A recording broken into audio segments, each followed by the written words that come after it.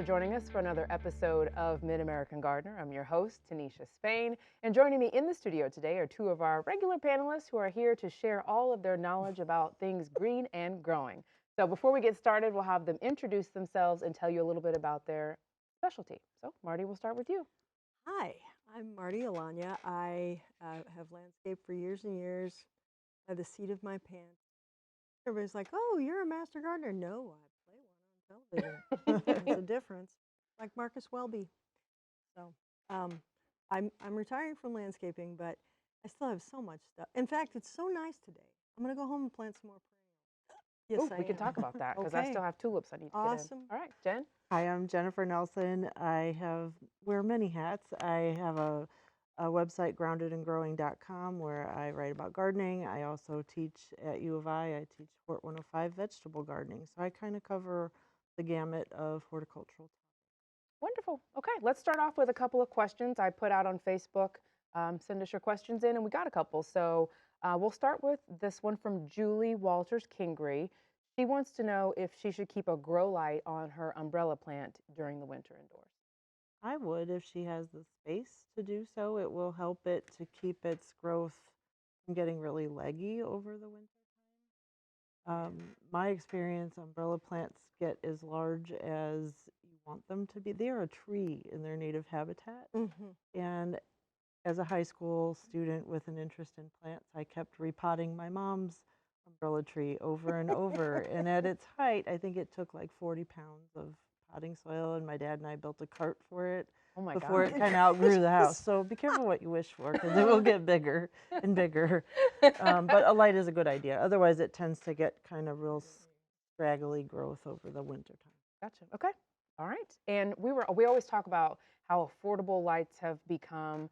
You've got some in your kitchen that you stuck under the counter. I've got a grow light at my desk that's magnetic. You can get them pretty much anywhere for 10, 15 bucks. So, all right. There's another one from Artist Chang who wants to know how to take care of store-bought potted poinsettias during the holidays and as well as afterwards. And if you've watched this show, you know Martie adopts the church's poinsettias every year after Christmas and tries to keep them alive. So what's the trick for, because everybody tosses them. December 26th, I can't. They're out there with the wrapping paper and I can't. boxes. Do you throw yours away? I can't. It's a living plant. See, I can't do it. See, it's so funny the difference between my greenhouse panelists and my Hort panelists, because the greenhouse people are like, get rid of it. And you guys are like, no. Exactly. There's a big difference, and I love it. I love it. You can't do it. So what do you do with them to help them survive? You got to remember that they, in spite of their flowery look, they have a very thick sap. So, if you accidentally break off a leaf, or you do it on purpose because you're mad, it's real gummy and sappy. So that they don't need very much water at all. Not at all. You can let them dry completely out until they look like maybe they're going to flag a little bit. And then, set them in a bigger, like in a bucket of water for an hour and a half or something. Take them back out, and they're good for a month because they don't need that much. Treat them like a succulent, but they need light also. They don't have to be in a south window, but in the winter in Illinois, that'll work. Doesn't matter. When you start seeing new growth, the bracts are going to fall. The red leaves are going to fall because really all they are is leaves, but they're not flowers. They're called bracts because the little yellow guy in the middle is the flower. The bracts just change color to help attract pollinators. Okay, and like Jen was saying about the umbrella plant, I went to the West Indies one time. I saw a tree I thought I should recognize, and it turned out to be a poinsettia. I'm like, there's something familiar about that. It's the size of a dogwood. Did you say there was like a bench under it Yes, or something? there was a bench under it in somebody's yard. I'm like, I shouldn't trespass, but what is that thing? That's what it was. A It was poinsettia. a poinsettia. It was huge. Wow. So, again, in their native habitat, they're very, very large. So, yeah, just try to do minimal. If you want it to bloom again, if you have a shady place, much like the amaryllis we're going to talk about, you can put the poinsettias out in a shady spot in the yard, not in full sun. It's too harsh here. But just, when you go by, give them a squirt with the hose. Okay. If they're dry or not, they will grow a lot. And feel free if they start to grow bigger than you want, just cut them back, shape them up because you're planning on bringing them back in. You know, so don't have them monstrous. Okay. But they're pretty easy. Low maintenance to care for. Awesome. We love those kind. Ordinarily, mine dry up and die in the summer because I'm not in the house at all, and I don't take them outside either. So. And this is my amaryllis, like we're going to discuss here in a little bit. So I don't know why you call for advice from me because, God. Anyway. All right. So as she alluded to, we're going to be talking about amaryllis. This is another one of my faves. They both brought them in for different reasons. Yeah. So Jen, tell us a little bit about yours and the one that's actually alive and it's somehow alive despite me. I will tell you that this is a bulb that I bought on clearance after Christmas, and it was marked down from I think $12.99 to like $5 because in the cart. it was in a bag and it started to grow in the bag, and so I could see where someone maybe didn't want it, but I wanted it because it was still alive. Like we said, I can't resist, right? It can be saved. I can save it. I can. If you find stuff like that after Christmas or close to Christmas that it's started to grow in the package and it's kind of twisted up and it's not necessarily dead, you might not get the flower that you want this year, but it's certainly not dead yet. And so you Take it home. Take it home. And so it's been growing in this pot for I don't know how long, 5 years or so. And I kept saying, oh, I should repot that. I should repot that. And then it started, once bulbs get enough age on them, they'll start to make a little baby bulb and offset. And I noticed that, and that was enough reason to procrastinate repotting it again because I wanted to wait for that baby bulb to get big enough. And I was like, it's big enough. And I don't take mine out in time for Christmas because I figure there's enough going on. I wait till after Christmas to take mine in from the garage and start watering them so I have something to look at after all the Christmas is put away. But yeah, this is a little beyond. Yeah. It needs repotting. I'm probably going to pot this big guy back into the same pot, but we'll kind of loosen up the roots and break this baby guy off. So at this point, I mean, would you consider that root bound, or is that still healthy and in good shape and it's not in okay? decent shape, and I think they do a little bit root bound. What do you think, Marty? Any potted plant does better with tight shoes. Yeah, I mean it's going to to encourage space the flower. It's too much moisture in that little confined space because you got every time you put something in a pot, you make a microclimate, and you have to remember. It can get too wet. It's like, oh, it'll grow. No, it'll drown is what it'll do. So, I mean, I will loosen up the soil and kind of replace the soil. It could use a refresh. Okay. All right. So while you're working on teasing those out and repotting, now we're going to go to Marty's example. Years ago, in a galaxy far, far away, I went to either Rural King or Farm and Fleet, and I found some amaryllis. They were in little boxes, and they got that little hole in the top, and they'll bloom and they'll bloom, and they'll be so pretty. Okay, these were horrible, right? They were all hunched over, like it was sad. It was like So you took them home. They're raised in a cage, but what's the catch?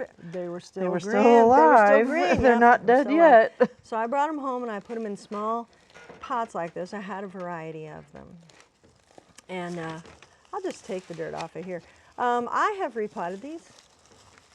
And I have make a mess. We'll have DJ vacuum. That's right. Somebody's going to have to vacuum. Put on your apron and your little frilly. Okay. So these are they're just, I think this is what happens when you neglect an amaryllis.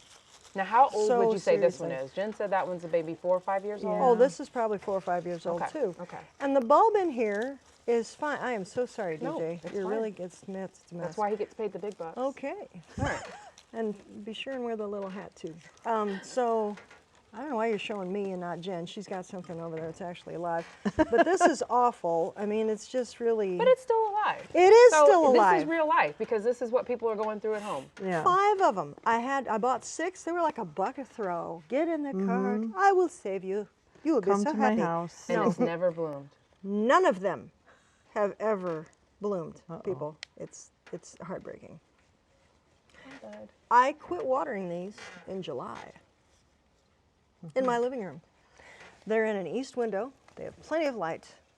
and I stopped watering. There's nothing else on that table but them. And I was like, nope, you don't get any more water because then you'll dry down. And I'll be able to start watering you again. And then I'll have amaryllis for Christmas. That was a terrible lie I tell myself every single year. Didn't happen. I like I said, I have repotted them. They never need to go in a bigger pot because this is what they do. And here we are in December, and they still haven't had any water. And there's some leaves tipping up here. I don't know if you can see that. If you can close up there, there's some leaves. There's little green leaves. So See, is there's this something green that right you're there. doing, or did you just get a bad set of bulbs? Is I that a don't- possibility? I don't do any of the things for them that I tell you to do. Ah, See, that's the gotcha. problem. Have you tried putting it outside? You know, I should probably try putting it outside. Yeah, you told me to do that, know. and I did that. And that following December, when I when I woke it back up, it bloomed. It just needed to be outside in the front yard. See, I know what I'm Yeah, talking she's about. got the. I'm you just know, lazy. Look at this. I Are you get gonna it. cut any of those down, the roots? I'm I gonna was gonna cut a make- little. I'm gonna cut a she's little Oh, you bit are just so cutting I there? can get it back in the pot easier. Yeah. Now, if But not- someone at home, because I know I get a little nervous cutting roots, what's the advice? How long? How much do you want to take off? Is I there was just a trying to technique? take out maybe a third is what I was aiming for, but I just wanted it to be easier to put it back Okay. in. But like Marty said, I don't want it to be like no roots because then it's gonna focus on growing roots more. Ah, I'm pretty sure this one will bloom again. I put it outside in kind of a semi-shady area for the summer and basically forget about it. If I hit it with the hose when I'm watering other stuff, great. Or if the lawn sprinkler hits it, great. But it seems to like it, and it doesn't involve a ton of work for me, so I'm okay. That's how we I'm like it. okay with that. so back in the pot that one goes. Yeah. I am thinking. I've got a big tray. These will all fit in, and I'm going to try setting them outside. I am not going to repot them this year, just like I've not potted them before. And yeah, we'll just come back next Give them a little December and fertilizer. See what happens. Like I said, they don't even. I have 5 of these.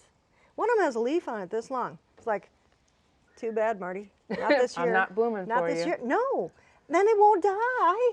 It won't die and it won't bloom. I want to show you guys a picture hurts me. that I found. Well, I didn't find the picture. I took the picture. I went to the grocery store, and of course, everyone's got poinsettias and cactus and all these lovely holiday plants out. So I saw this one at the grocery store, and it was just so simple, so cute. I didn't buy it. I have enough amaryllis at home, but I was wondering if you have one like this, because you can see there's no soil, it's not in a pot. And even the tag says waterless amaryllis. So is this a new sort of trendy way to have these, and how do you care for them? It's a marvel in nature. Just look at, that's it? I've seen them, and the ones that I've seen in catalogs are coated in some sort of wax, and they're advertised as no need to water them. And I don't know if they're intending people to just dump it when they're done with it. Oh. But I'm thinking I would try to peel whatever's on the outside off because they're also really expensive. The ones Really? I've seen were like $40, which was well beyond what I would spend on an amaryllis, to be honest. Pine cones are in high demand. Pine cones, yes. And, I and the suppose. plastic berries, you can't get those just Right. anywhere. I guess $40, special, baby. You're special it's a bargain. limited edition plastic right. berries. I just Yes, thought that was yes. the coolest thing, but I wondered if you had to dunk it or spray it or Yeah, mist I don't it. know. But I'm like you. I would be taking that apart. I would be. You know, trying to Yeah. figure out how to keep it and Absolutely. put it in a pot or something. We were also discussing this before the show, and I said, I don't even know how they keep it upright. So they must have cemented or glued it on that little Probably. piece of wood. And it is a cute little thing. It is. But I'm not sure where the roots are going to come. How you care for Right, it. because I you don't saw know. how much roots I I don't know. pulled out Oh of my that, gosh, out of yeah. that pot. Oh yeah. And there he is. Must be like the Hulk and just kind of busting through the wax coating. I don't know. All right, next order of business, pruning. So I've shared a couple of times, we recently moved to a new house, and with that came some beautiful landscaping, lots of new plants and flowers and trees and things to explore this spring. This is one that is in the front yard. I I just knew that it was a willow. I didn't know anything else about it. But I wanted to find out. So it's spilling over and it's grabbing the mulch beneath. It's kind of hooking itself to the ground. So I took a few pictures to ask these ladies what I should do, when I should do it, when's a good time, and then I wanted to show that there was some budding that was set there. So let's go back and please tell me, what do we have here and what do I need to do? Because it looks like a mop top. Yeah. I was sure it was a willow. If you'd zoomed in a little bit, you can see that the leaves are willowy. And then Jen and I were collaborating, and when Tinisha showed this close-up picture, I'm like, is that a pussy willow? Wait a minute, there's catkins on there. So I wasn't thinking it was even a pussy willow, but you see the trunk is quite large on that thing. So you're thinking I have a pussy willow? I do. Okay. And I would, what do you think, Jen? If it were mine, I would let it bloom in the spring, and then I'd probably So limit don't it. cut it back. I think right not. now. I wouldn't cut it now. No, because you miss all the fun in the springtime Oh, darn it. of the Okay. catkins opening. But once they do, then that's all it does. Okay. So I'm so glad I can asked because cut we it out. always talk about dormant pruning, and I would have Yeah. went out there and no, that would've been it. It looks like nobody's done much to it in a while. So probably like I think what Marty's getting at, maybe to see where it's looking its best, and there's probably going to be some dead stuff in Yeah, there. in the back you can tell it's a little bit shorter and kind of going through it on the back Yeah. side. Can you enlarge that and we can see? Is the Let's green? see if I The can. green is not part of it. Oh, that's something else. Something That's else euonymus. sneaking Looks in like there. euonymus, maybe. Probably get that out of I'm there. not sure. Yeah, that has Okay. to go. Well, we'll have some That has to adventures in go. the spring, but would you use shears? Would you I'd use use hand pruners. hand pruners? Yeah. Okay. Okay. I would limit up with hand pruners. I'd try to make it look as natural as possible. I mean, it's willow, Right. so it's going to survive with the cockroaches, but still, Nuclear blast. yes, it's fine. It's I'm gonna fine. root. It's gonna root in on the at the ground level wherever Yeah. it That's what I'm touches. saying. Yeah, it's, you have to it's take already those starting up. to happen. So Yeah. should I leave those even until after spring, until it blooms? Leave the ones I'd that are on pull the 'em ground? up. Okay. You know, Okay. if they're rooted pretty firmly, you could cut them off and pull them You out can now. pull them up, but they're Yeah. definitely Oh, they're hold on. ridiculous. Yep. They are Hold on. crazy. They grow fast. Yes. Crazy. Okay. When So when you do cut it, like don't cut it. don't just, bowl cut it. Yeah. Yeah. Don't Not do the that. bowl cut, huh? No, random. Give it some. Random is good. I make feel like it make I feel it like look you'll be like stopping by this like spring, God maybe? pruned it. If you tell me where you live, I will. right. I'm going to steal the snowman I'm going to off the schedule an porch. appointment.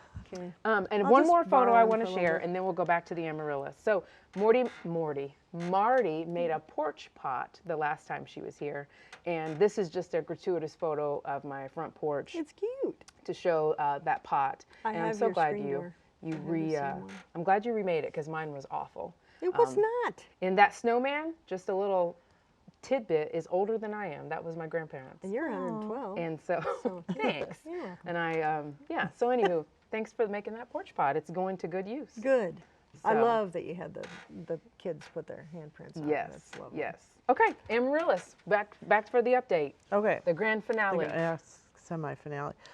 So when you're potting an amaryllis, it's important that it's not like another bulb where you just bury the whole thing. You want to leave about half of it showing. I did that. Yeah, you did that. Good job. Check. We can refresh yours. I got enough Yes. soil. I Yeah. brought the soil. I brought the hurt official mine cat out. litter bucket full Ooh, of soil yeah. from the garage.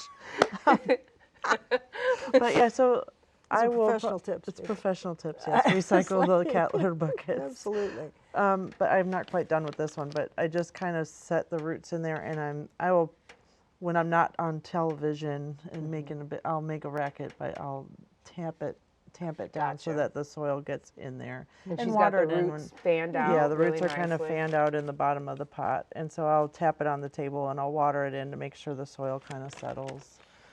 So maybe this one will get a start before Christmas, just because we're repotting it now. So you just pulled these out, Yeah. and you're going to begin to water them now. And, Yeah, okay, because gotcha. I'll want to settle the soil in and everything. Gotcha. Or I can Well- just leave it in the garage and put it off. I don't know. I do. Actually, I've had amaryllis in the past that did rebloom, and I'm the same way. It's like I have so much other stuff happening, and man, Before the days start to get longer, aren't those amaryllis lovely in the house? Because something's happening. Here, Something to watch. here in central They're just Illinois, it so is brown and beautiful. gray. Yes. And then it's brown, but it's also gray. Yes. And it's muddy. Varying Yeah, throw shades. some rain in there. yeah, so, yeah, having something in the house that's lovely. We do have one more question actually about petunias. I don't know if either of you are familiar with them, but Yeah. there's a lot in the question, and this is from Tony Becker. You may remember him. Sure. We did a special on him Yeah. and his seeds and planting flowers. His question is, why is there so much information out there that says petunias cannot handle frost or hard freezes? And in his email, he talks about he has evidence to the contrary that they can survive. So any insight there about petunias? Are they known as hardy? Are they known as Oh, they're known as tender. Tender. Now, I see here on his question, he says his snapdragon and some parts of petunias are shriveling. They're not showing the typical devastating effects of a frost. And I've got Petunias pictures, I have too. found would just cash in. I have had snapdragons, not only have I had the snapdragons over winter, the plant itself, but then of course they drop seeds as well. Some things do. The annual quote unquote salvia, the blue salvia that people use a lot. It's got a great gray-green color to the foliage, and those really beautiful sky blue spikes. I've had those over winter. It just depends on the microclimate you have. Okay. So if you have a little nook where things can fit and they're protected, sometimes stuff comes back, particularly if you mulch. I have not had experience with petunias being particularly hardy, but most of the times I've planted them were for clients and they were in a pot above ground. So I noticed this very thing this year, and it's only because I did not yank stuff out of the pots like I normally would have. I didn't plant anything for fall, and I just the petunias looked really good, so I just left them, and then stopped watering them eventually. But they were still going until we had some really harsh weather for an extended period. But they were handling frost at night with no problem. Interesting. what's their situation?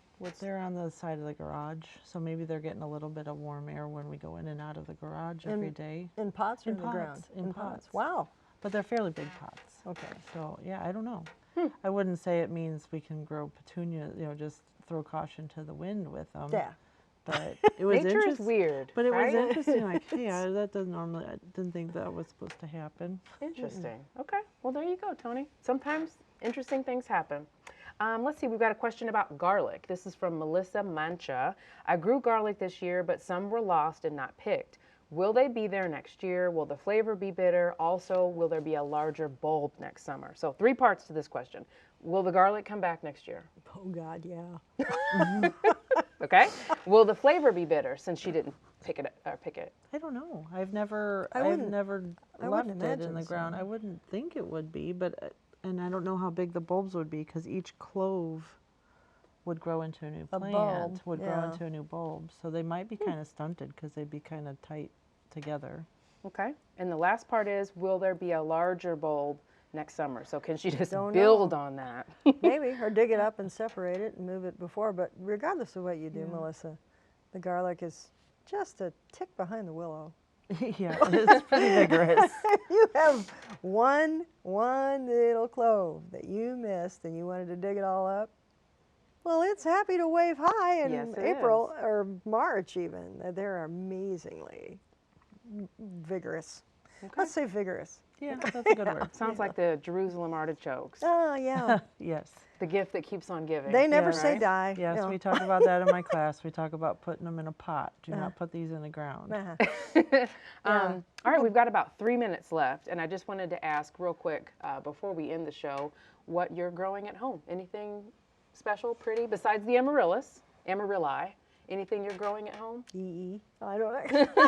I just started a tomato in my arrow garden. We grew the variety patio in the greenhouse this fall with my students, and they did really well. And it was on the advice of the greenhouse staff, had been kind of tinkering with them for hydroponics. We grew them in soil, but then I'm like, oh, I think I'm going to try one in the arrow garden just to see. The last round of tomatoes I kept alive almost 2 years, so Oh, wow. my record's 2.5. I'm trying to push the envelope. Wow. Well, the tomatoes and peppers are technically a tender perennial. Mm-hmm. So yeah, I tried to. They only died because they grew too big for the little like pod, Mm-hmm. and they strangled themselves. So we're gonna try a patio as a little bigger tomato. See if I can pull it off. I had a lemon tree in the house. My mother-in-law bought it for me for Mother's Day. It had 2 fruits on it, and it dropped them both. And I was so bummed because I thought if I can get this full size, that'll be so. And it was under lights and everything, but I think it was just. They're tricky. It is. It is. So are. hopefully next year those will come back. But I had 2 little lemons on there. And How big is the tree? it's in like a 8-inch pot. I Oh, mean, okay. it's That's not really yeah, small. Yeah, but it's young. So. Yeah, just mealybugs will be your mortal enemy on those. Okay. Probably. Scale. Noted. Scale's Mealybugs not and scale. helpful either, but my dad had a miniature orange tree in the front window of his cabinet shop for years and years when I was a kid. I don't know where it came from, but it had a south-facing plate glass window, and to get little oranges on it tasted horrible. We couldn't, but it was a pretty little thing. Yeah, just something to look And at. there was nothing else, no other plant. I mean, my dad was an amazing gardener, but you know, the orange tree was his sole citrus foray, and it just did beautifully, just beautifully. Well, So good. There's it's hope for my crazy. lemon tree. Oh yeah, So, but okay. yours will probably taste good because these were All right, ladies, that's the show.